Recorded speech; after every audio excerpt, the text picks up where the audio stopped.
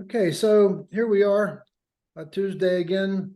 What we're doing is we're working through the things that were added to what evolved into my autobiography following our meeting in Berlin in December of 2019.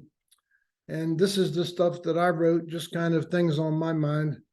And so we'll just continue through this. Does that work for everybody? Any comments or questions before we go?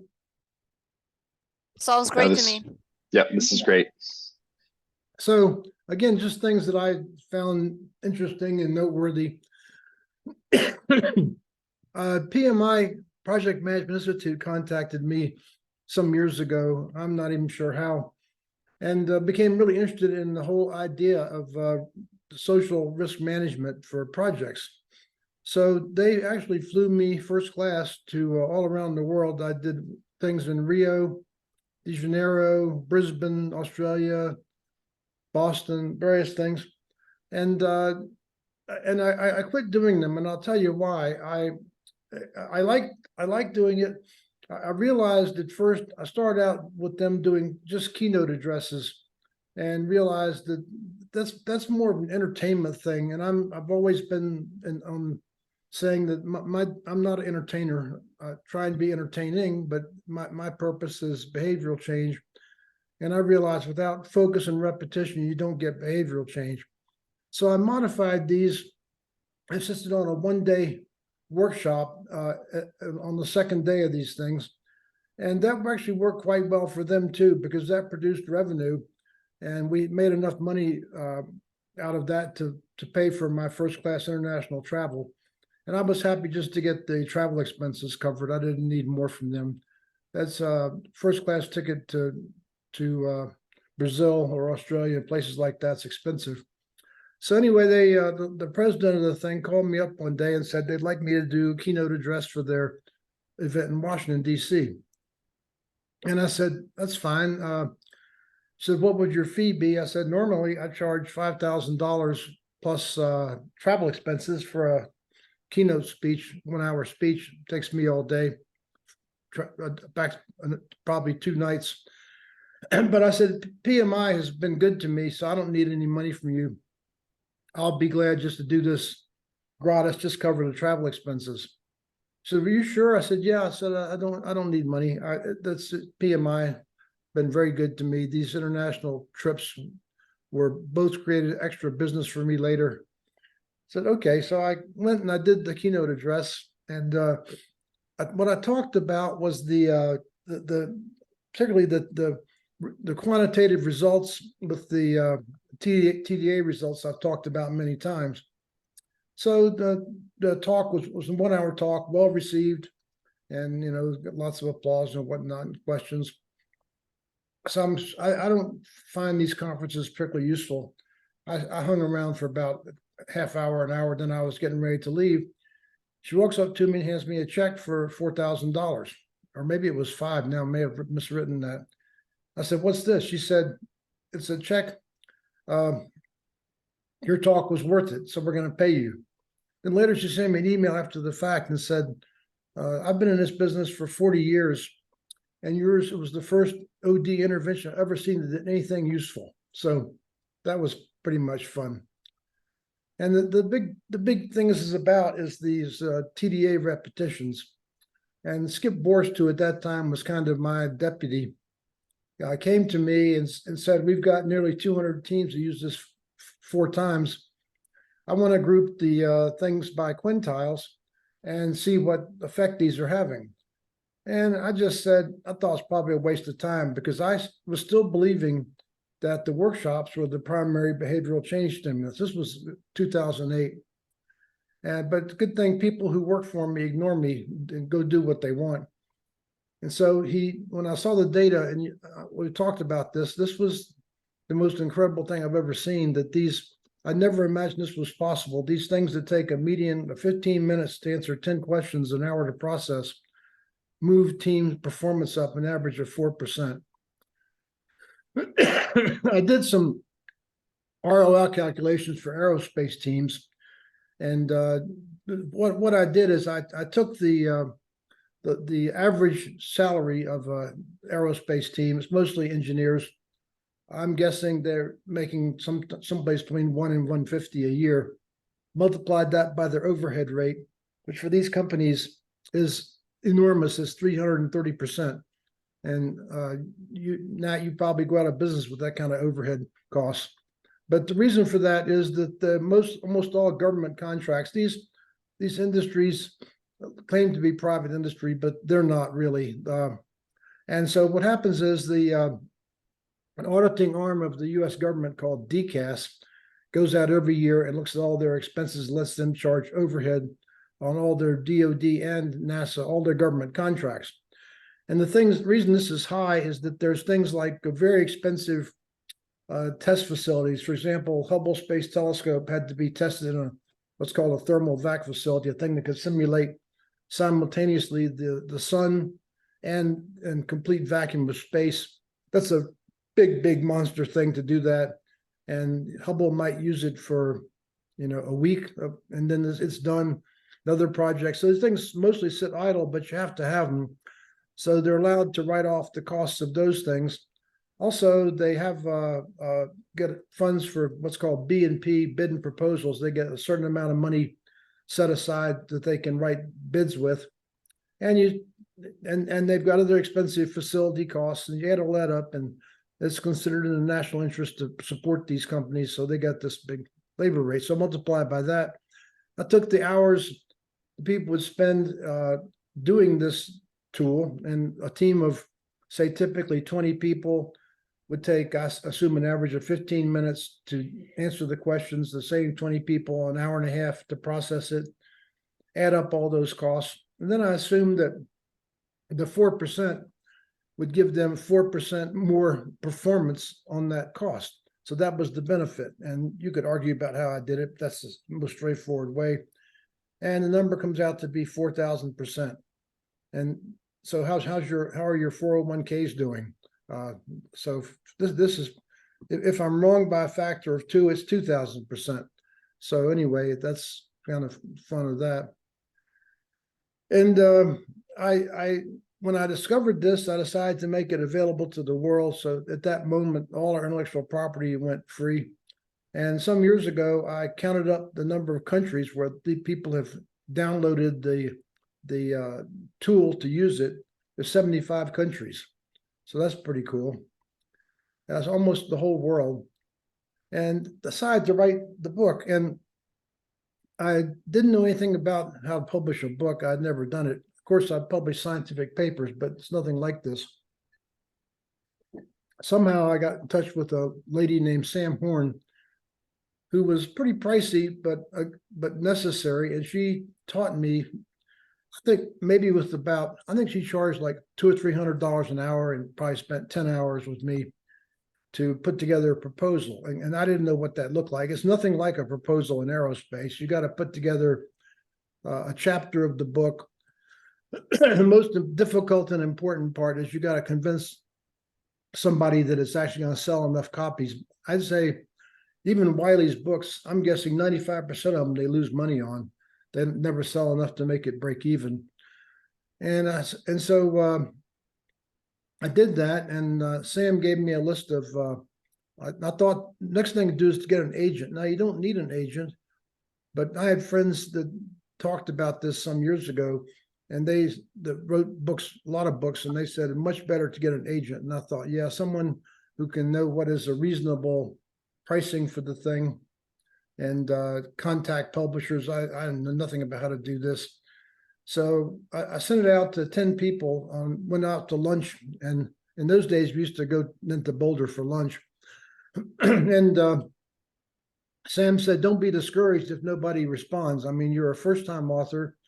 It's very much a niche market book. At that time, the name was not How NASA Builds Teams. I don't remember what the name was, if I even had one. And so this is one of these things where the world is crowded with self-help books. And so don't be surprised if it takes you a while to find someone. So again, in those days, I didn't have a phone in my pocket to check email all the time. So I got home, turned on the computer, and sure enough, an A-list book agent in New York City, Doris Michaels, had so it took me 2 hours to get an agent, and looked into her a little bit. A delightful lady, very attractive, uh, pleasant. Her main thing was that she would go to what she liked to do was get a domestic publisher, but she was unusual in that she insisted on retaining the international rights for herself. And she would go hire space. So one of the biggest book fairs in the world is Frankfurt, and people like her would go basically pay and rent a little office in the Frankfurt Book Fair. And people from other countries would make appointments to come by and talk to her about the book. So meanwhile, she had 2 or 3 people, publishers interested, and a guy named Richard Naramore at Wiley. I could see that he liked the book. He was, for me, maybe this is not clear thinking, but somebody who really was interested in the book and got personally engaged in it was important to me. So I liked Richard immediately, and she wanted to shop around some more. I said, no, I want Richard. He and I talked on the phone a couple of times. So we settled with him. And the big issue with, if you're an author, is what's called copy editors. They put these people on these things. And the issue is that there's different ways people can write the English language. You need someone to edit your stuff to make sure I'm probably getting better at this, but at the same time, typing getting worse.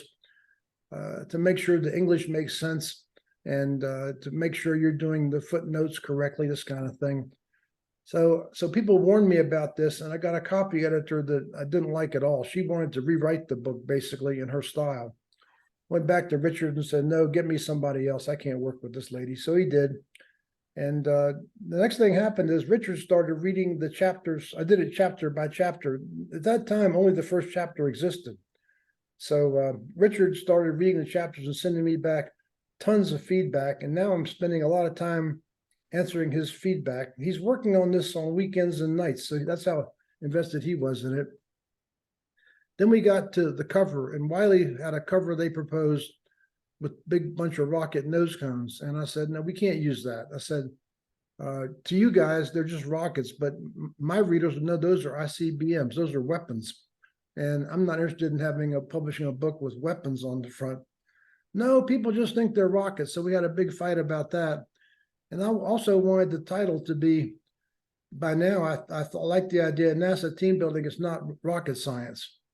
And so he and I ended up with a compromise. He'd take the rockets off and put an image of Hubble that I got from Lockheed Martin in the Hubble in the test chamber.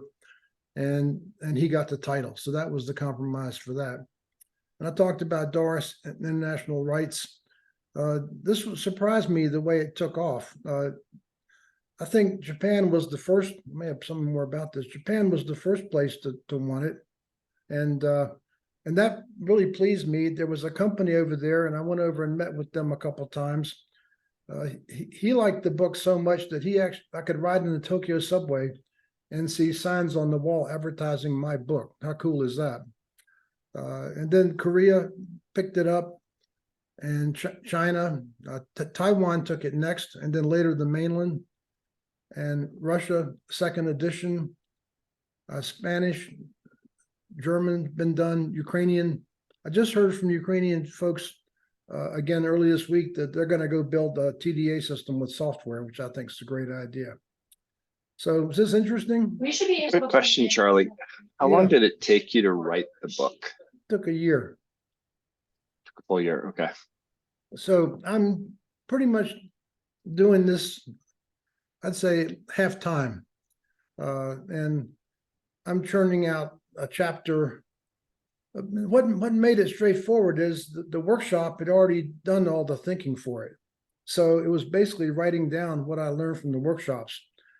And so I'd say the actual generation of the roughly 500 pages of text was probably 6 months of work.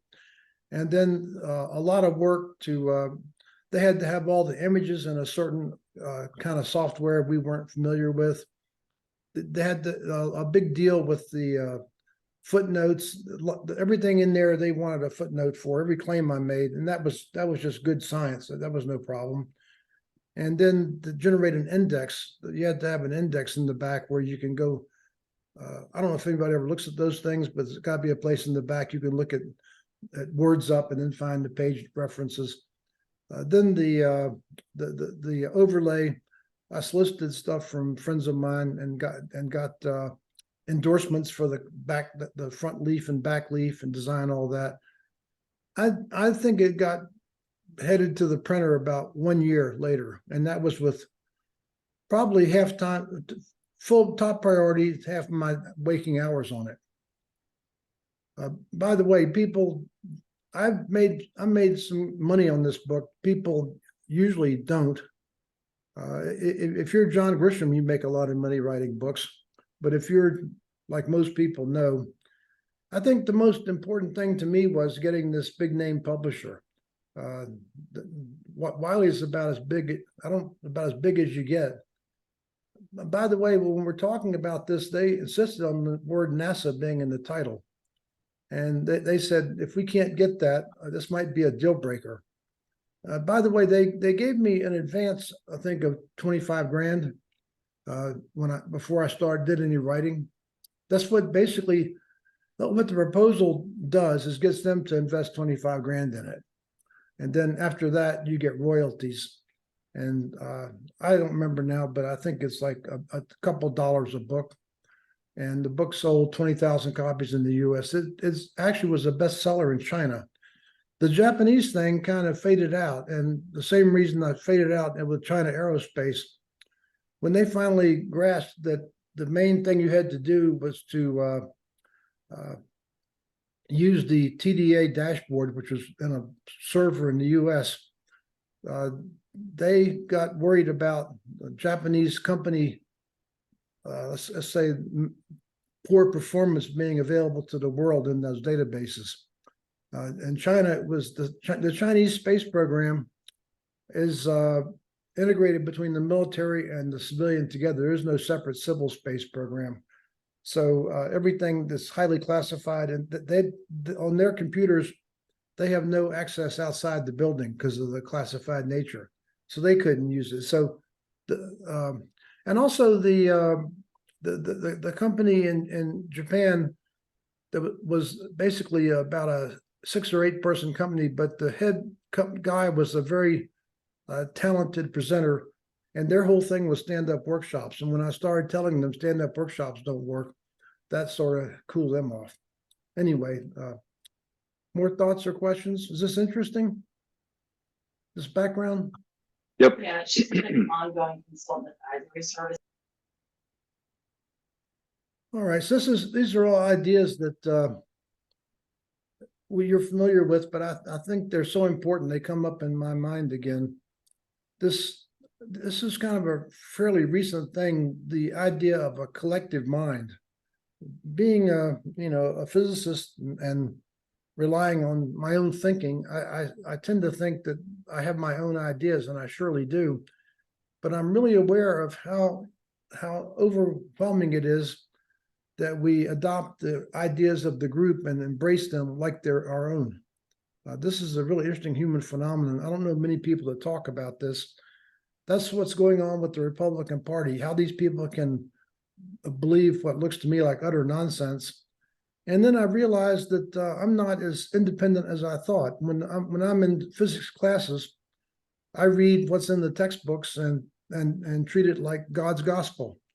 And if you start trying to argue with some kind of independent thinking about what's the prevailing thought process in physics, you're going to get ostracized, and you're not going to get through graduate school.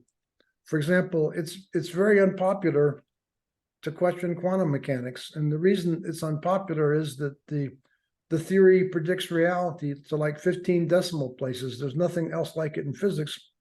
Yet the ideas, if you're familiar with them, are quite bizarre. This idea of entanglement, this idea of that you can't specify momentum and position with both with precision, and people have spent a lot of controversy and time with interpreting this. The most notable example you're probably familiar with is Schrodinger's cat, which is called the Copenhagen interpretation. So anytime you try and take this theory and put it into the regular world, everything breaks down. The same thing with quantum mechanics is the world of the very small. Relativity is the world of the very fast, and things happen there like time moves more slowly when you're moving relative to an object. That kind of idea, we don't have any. So if you start, I realize if you start questioning these things and suggesting they might be wrong, you're going to run afoul of the collective mind. So this is really a big alarm bell for me to make sure when I'm thinking how much of it I'm really thinking myself and how much I'm buying into the collective mind story. There's another phenomenon in physics, and that is that when people make modest errors in measurement, for example, the speed of light, the error persists proportional to the reputation of the person that made the mistake. So it's the same thing. When an authority figure makes a mistake, we tend to carry it for a much longer time, even if we find some better way to do it. So what about this collective mind idea? Have you guys ever thought about this? For sure. I think Jungian psychology's got a lot in it about collective. It's the collective subconscious, right? If I'm remembering. Yeah. Yeah, I definitely think about it a lot. I don't know that I always consider it in my actions, but you know, an interesting example is that Liz Cheney just published her book this week. And here's a person that you would have thought is as politically secure as anyone could possibly be, given her family history and politics. And she simply said Trump is a bunch of bullshit, nonsense, and with very good grounds, in my opinion. Yet that not only got her thrown out of her position of leadership in the Congress, she failed to be reelected. She had to bet before this happened, what's the chance someone's going to throw Liz Cheney out? She's the consummate Republican. It was impossible to imagine. Yet when she went against the collective mind, she got punished for it. And how can it be that this whole party rejects climate change? Because if you get on the stage and say you believe in climate change, that's opposite to the collective mind. You're going to be tossed out. You're going to be ostracized. This is just let this thing sink in. This is fascinating to me at how irrational humans are in this regard. Okay. The social context field idea. Again, this is a powerful one for me. I've talked about this a couple of times, but physicists talked about forces until Einstein came along with his theory of general relativity. And so it's been a mystery as to how gravity works. I mean, Newton had no idea how it worked. He saw the effects of it and put it into his equations of motions, most notably F equals ma. But Einstein comes along and says you can understand it as a field, a distortion of space-time. And if you look at those equations, they kind of make sense. They're very obscure, very complex, but you can kind of see this is a model that for the first time gives you a credible mechanism for gravity. The idea that you're modifying space-time. And this came from a thought experiment about an elevator. I won't take time on that unless you're interested. But anyway, so at that point, physicists slowly stopped talking about forces and start talking about fields. So I did the same thing. I sort of evolved this from forces to fields, and the idea you could measure and manage this. You can measure, but you can't manage very easily physical fields. There's no way to manage gravity. You can manage magnetism with shielding things. You can, at that point, you can modify the effect that way. And then begin to look at these failures. And I know we've talked about these. The Fukushima Daiichi explosion interested me because the profound effect on the planet of this. And I watched this pretty carefully, and I'm saying to myself, I know it's a social context failure because it always is. So the first excuse was TEPCO, the power company, said that the tsunami caused it, and I said no, it's a social context failure. I'm sure it always is.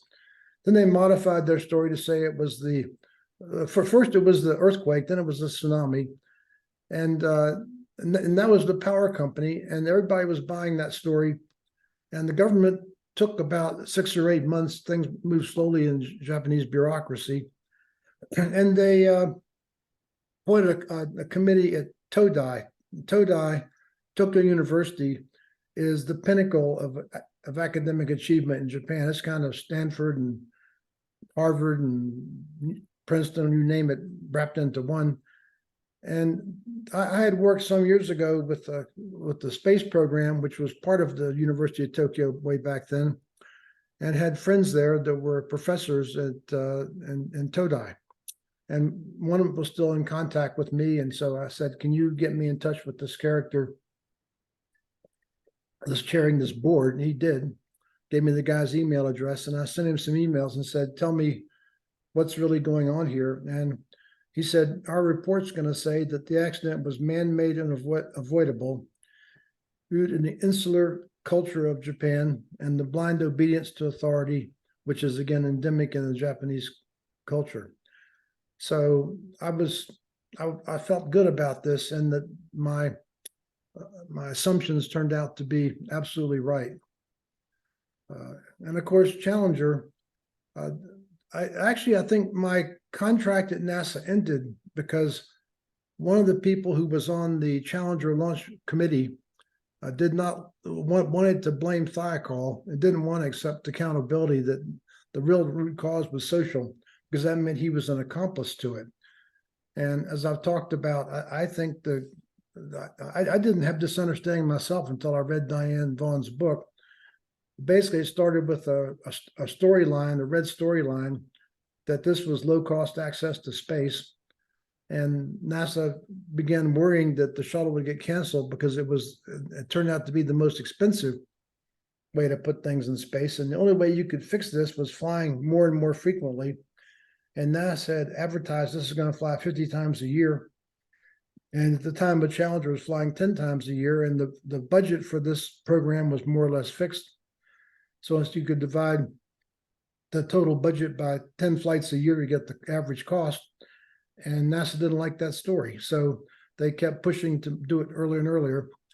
So I think this thing, which was believed to be technical, was social. And time to get on our feet here, folks.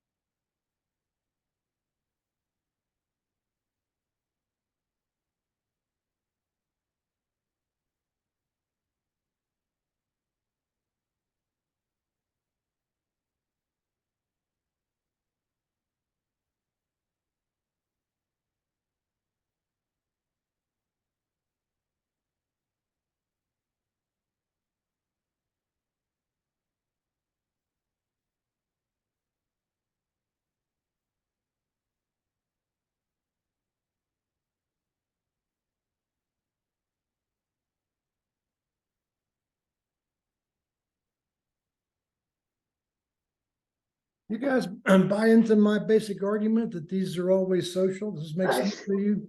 It's not. Totally. Yeah. Keep that in mind. I think the thing I'm struggling to not start focusing on is like my stuff at work. Like, what is the social context? It's the same thing. How do I address it? It is, but I want to compartmentalize that for now and focus here so that I can then apply these tools later. So if you could find a way to get them to do a TDA, this would be and use those, Yeah. use those, if you get them to do that. Yeah, I'm gonna do it on my team for sure. Yeah, I And think- then I'm hopeful that that will help. I actually just got a new person today, so Okay, that's what I've been waiting for. We had to let somebody go, and then we're able to get their replacement in. She started today, so you had to run somebody off. Is that what you said, what you really mean? essentially, yeah. Yeah. I've had a lot of performance management this year, so but it's good. I finally got a good team. Great, nice to know. Yeah, I'm excited about it. Yeah, being green is a very difficult task to really let somebody go because I always feel terrible on a personal level, but I knew for business it was just really something that we had to do. But, you know, Well, the and story I ran is it's for their own good. Yeah, I was just going to say the same thing. So many people I've either laid off or let go. They've come back later and thanked me because they're Yes, like, that I was in a place that I wasn't suited. yeah, I mean, You know, so it definitely helps to shift the mindset. Sure. so I'm one of you, somebody asked me recently in my world means within the last 3 or 4 years, to look at a more current case, and I got interested in the Max story. And this is just an absolutely incredible story because, but by the way, Boeing is probably my least favorite aerospace contractor. I'd avoid them like the plague. But having spent a lot of my life sitting in the seats of their airplanes, I thought companies run really well. And it was until they bought, what was it? Some other company, McDonnell Douglas or somebody, and moved the culture over to stock price and stock buybacks instead of engineering. Anyway, this whole thing about the Max is just incredible. And of course, I think you probably all know the story. But the most amazing thing is not that they put in a system that had never been used in a commercial airplane, only in military jets, that would override pilots because they wanted to avoid stalls with this poor design. They hid the fact that it was there. And so these three are all in the blind obedience to flawed direction. So management, I'm sure, told these engineers, either you do what we tell you to do or you're fired. And most engineers, if you're working in a field like that, there probably aren't, 50 different places you can go work on a subsystem of a commercial jet. So in all three of these, it was the same root cause. I don't know that there aren't more of these kind of things. These are just the ones that came out of the examples I picked. And then avoiding criticism. Hubble's flawed mirror was confirmation bias writ large. Confirmation bias, I think means that you carry a belief in your head, and then you selectively emphasize data that support that belief. We all do it. It causes airplane crashes too. The technical people at PerkinElmer had multiple measurements of the mirror that said it was flawed, and they ignored them because they'd done an analysis that said when we took the mirror and put it in a flight mount and turned it sideways, it's going to sag in 1 g of gravity. The calculation was wrong. But again, another thing scientists and engineers do is we crunch a bunch of numbers, we get an answer we don't like, we start looking for where the error would be. Then we fix it, and then we get to what we think is the right answer, we stop looking. So anyway, then the Tokyo train crash, the what's called retraining in Japan for these people involves scrubbing tracks with a toothbrush for 2 months. So to avoid that humiliation, he oversped the train. And then this idea of inappropriate deference. This is different from blind obedience, and no one was telling him to do this.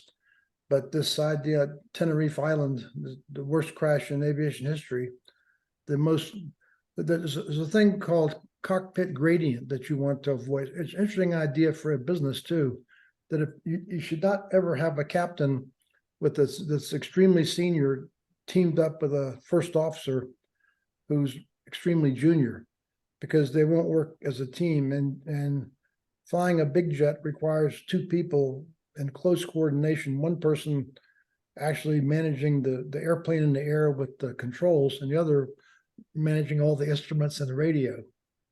And so the first officer knew it was wrong. He stayed silent and they collided. And then Korean Airlines, again, the same thing, cockpit gradient. The captain were more senior in the military. The culture of Korea under their form of Confucianism requires deference to seniors. And the captain started making mistakes. Believe it or not, I say second officers, that's probably what they were functioning as, not first officers. They actually read books to avoid seeing what the captain was doing to the airplane, read magazines. This is like, if I scroll through here, I just go, what a mess we are, you know? Thoughts, comments, questions? Just continues to surprise me. We've been through this material several times now, and it's just reinforces at a different level. And in some ways it's like, oh yeah, don't forget to go back to basics. Yeah, that's it. You know, you get a new tool and you try to use it at its highest level, and it's like, don't forget the basics. That's it. Yeah. Yeah, So this is really, really good. Charlie, are those 737 Max, are they still operational? yeah, they've supposedly fixed it. I think the thing. Let me put it this way: if I had a choice, I probably wouldn't get on one. But I think that's not rational. I think they're safe airplanes now, and what they've done to correct it is, I'm virtually positive that one of the issues was that they used this angle of attack sensor, which is a mechanical little gadget. You know, it's a Yeah. so you look at an airplane, it's got a whole bunch of probes on the front of it. It's got probably 4 or 5 pitot tubes. Those are measuring the indicated airspeed, and that's what's important about stalling or not. The angle of attack indicator is normally just kind of an information thing. It's good for detecting wind shear. So it's the wind angle relative to the airplane. And if you have wind shear, it's a small thing. It could move very rapidly. So I think mostly used for wind shear. They for a reason that's not clear to me, if they made it non-redundant, and this thing that controlled the horizontal stabilizer would operate on a single little sensor that could easily be bumped by ground crew too if you hit it or anything with while you're servicing the airplane. A single point failure. I'm sure that's no longer a single point failure. I'm sure they fixed that's now a dual thing, and it's probably got the correct software to make sure that it has like if the two things, this is all through these airplanes, if the two things disagree, it will make a warning and ignore them. So that it's no longer single fault tolerant. So that's been fixed. In my opinion, without being an expert, I would have said go do the redesign the proper way, and you know, put this airplane up above the ground like it's supposed to be, and put the engines. It's an unstable airplane, but it's been made stable with these systems that I think are probably not going to crash it anymore. But the stupidity of this I mean, any aero engineer in graduate school would know you do not put control of an airplane over that can crash it over to a single point failure on of all things, a mechanical system with no checking that it's getting the right data or not. And to take it out of the manuals, my God, I mean, it's just it boggles the mind. Yeah, I just hope we're not really getting into another social dead end, so to speak, hoping and assuming that No, everything has been fixed. I think this has been scrutinized enough that I think it's operationally safe, Larissa. I think that's not a problem. Myself, I just, because I know so much about it, I just as soon not be on one of those airplanes. But I wouldn't say that I'd refuse it, Mm, you know? I would. And they're honestly hard to avoid. I think it's then more and more, right? They're everywhere. Yeah. Yeah. I've flown on them several times. It's just their biggest selling airplane by far.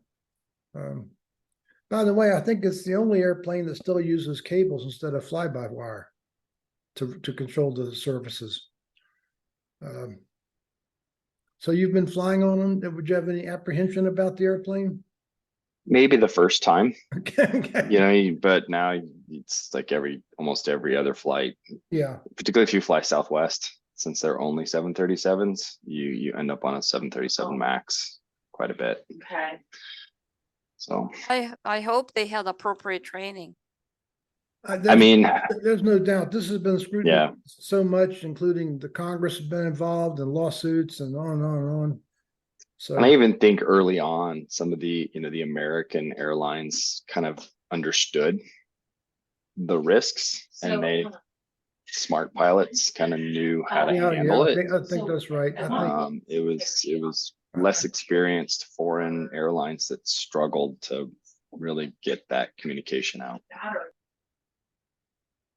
the whole story just, you can't understand it except in social context. Otherwise, Yeah.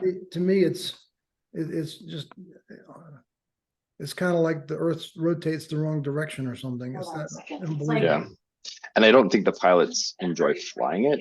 That would be my sense. Like it's a plane you have to work, I guess, would be kind of, at least before the fixes. I haven't really talked to anybody since it's been brought back into service. So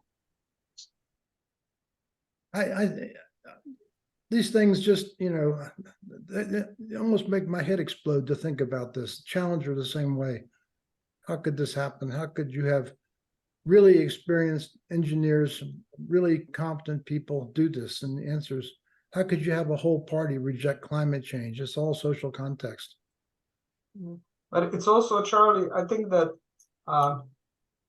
it is also a lot to think about. So when each one of us is in a position of power, Yeah, how do you interact with other people? that's And right. very importantly, how do you listen to what they're telling you? Yep.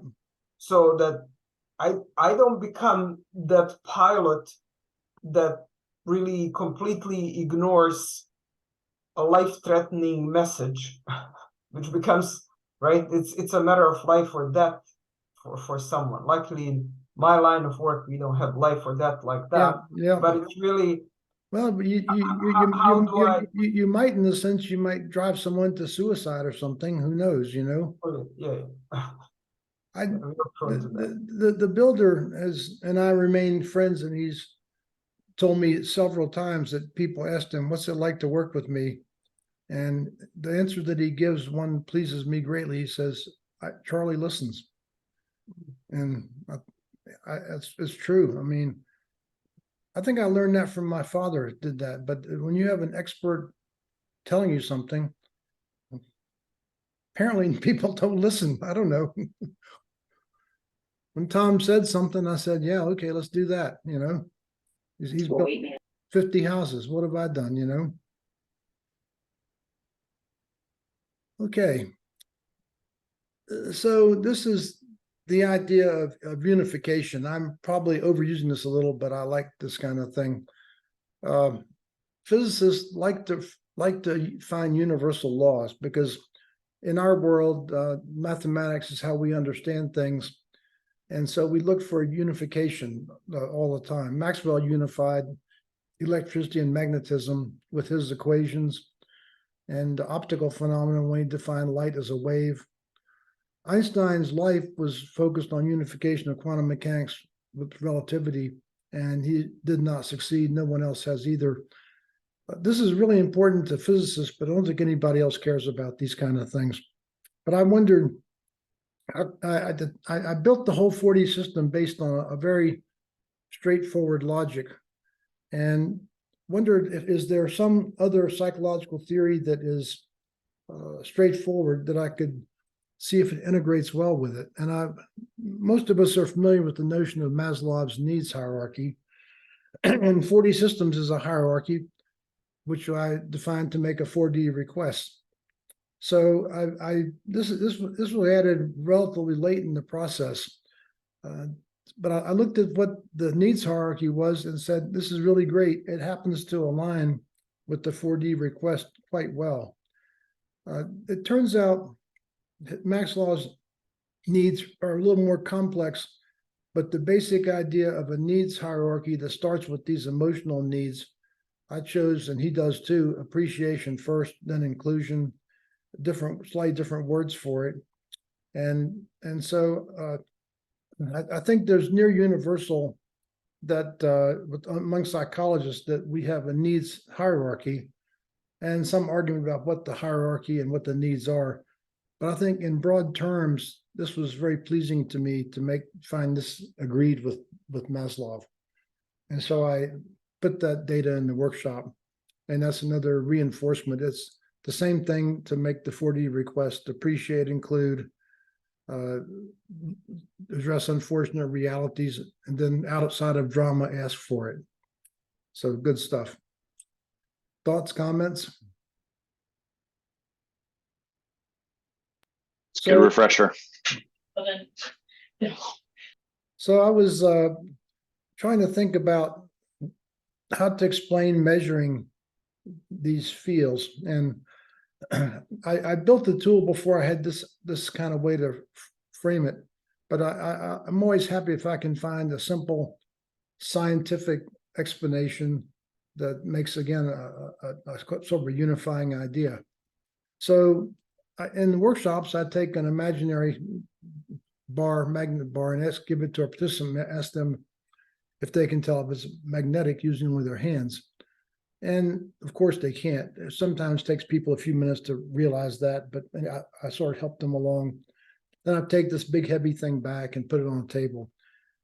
And then I ask them, think about how you answered the question whether something was magnetized in grammar school, perhaps the 3rd grade.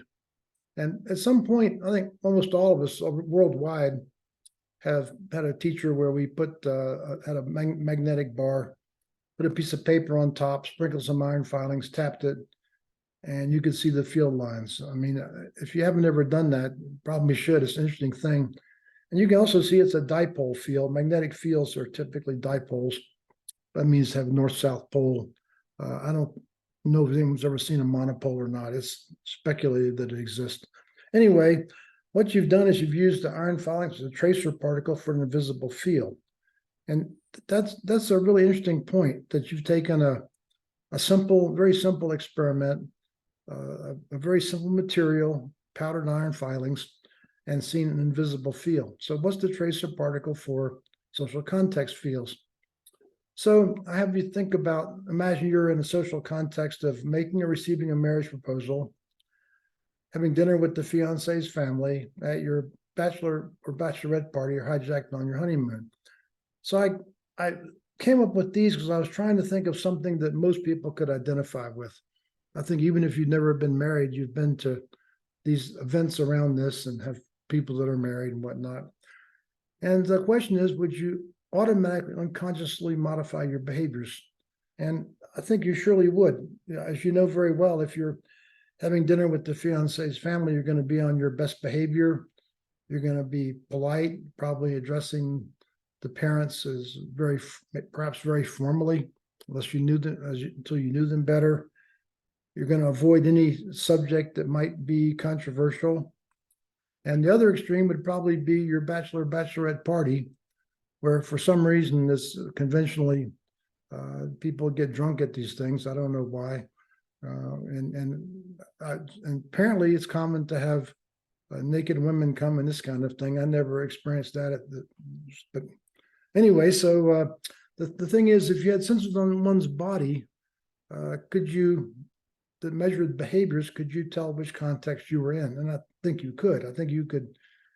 I mean, if you were to observe this for for 20 seconds, just with your eyes, you would be able to tell the context by how people are behaving, and some reasonably accurate sensors to measure speech patterns or emotions, expressions, these things. So the behaviors are tracer particles for invisible magnetic fields. I'm making a metaphor with the same way that iron filings are tracer particles for another invisible field. So the question is now, how do you pick the behaviors? Well, what I did was I went back to the 4D system and Maslow's needs hierarchy, which are the same things, and measure those behaviors. That's how we built the measurement tool with this logic.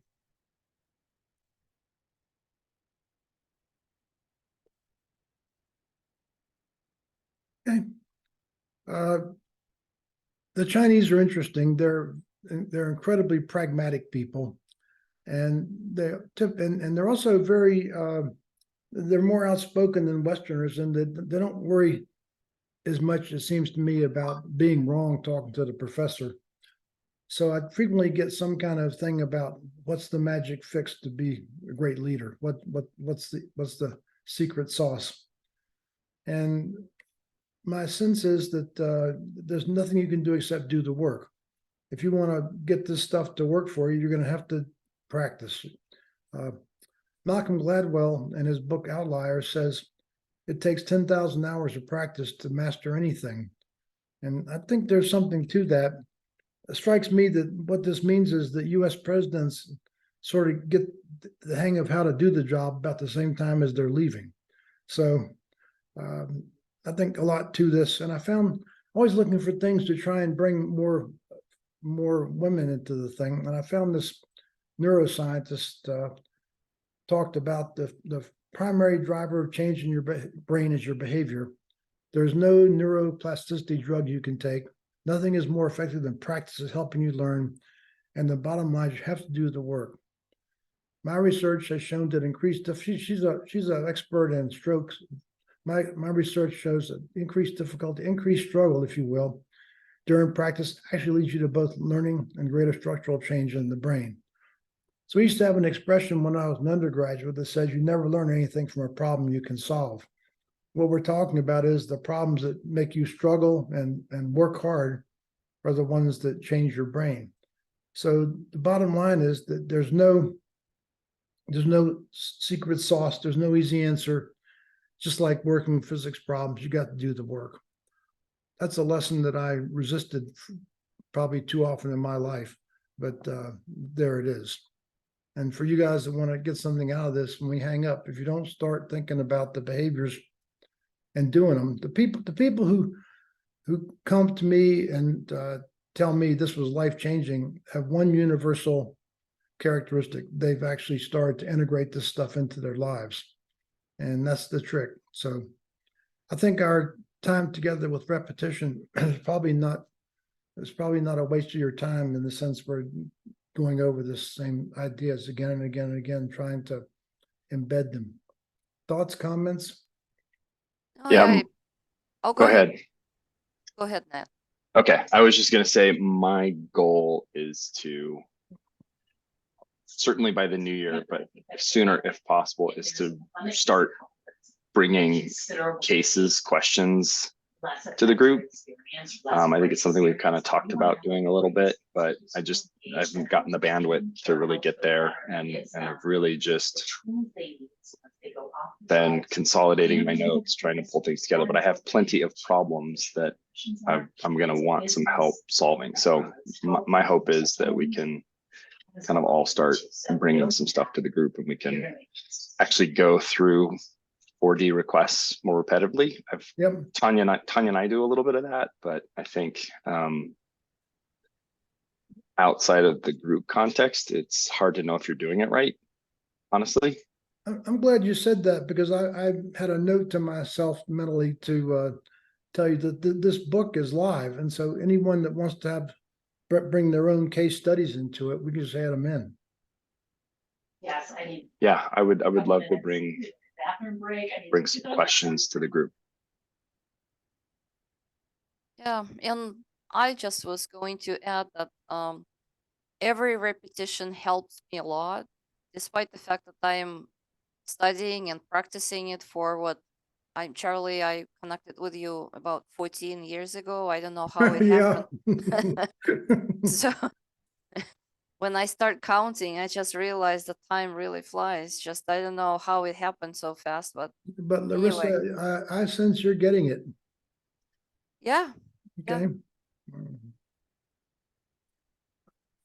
Thank you, Charlie. Thank you. I think what the people who found this straightforward are the people that were the example that comes to my mind are my Chinese clients. And I probably had done, a dozen workshops, and they're in the room. So it may have taken them 3 or 4 workshops to start to integrate this. And I say myself, when I first started doing this work, I noticed I was changing in each workshop myself. And it probably took me half a dozen workshops before I quit noticing myself improving with this. It's repetition is just the deal. And when I'm presenting it, I'm thinking about it. I'm just as much a participant as anybody in the room, maybe more so. But I noticed in the first years, and I'm doing these like once a month. Once we got rolling with this, and 3-day workshop once a month, it's a lot of time. You Yeah, don't put together any new. yeah. I think the other thing I'm starting to learn, and I think this is basics, or table stakes, however you want to describe it, but it's like I'm starting to get better at consistent appreciation, which then is allowing me to dabble in, making sure that I'm appropriately including. Mhm. Sometimes still struggle with that. And then, some of the other skills are starting to, kind of trickle in a little more consistently. But it's like, boy, when we were first doing it, 40 requests was like, what's the first thing again? So it's just, it really is repetition. It's, hearing other people's stories, hearing some of these examples have been really helpful. So yeah, I'm just doing the work. So Darinka, it's 9:59. You want the last word? Well, thank you, Charlie. It's I appreciate that. I mean, yes, I've been exposed to this for a few years, but a repetition is something that definitely is needed, and it's immensely helpful. So thank you. Central Time. Agreed. So 12:45. Thank you all. See you next week. Be Yeah. safe. Thank you, Yes. Charlie. Yep. Thank Thank you. you. Thank you. Bye-bye. Bye-bye.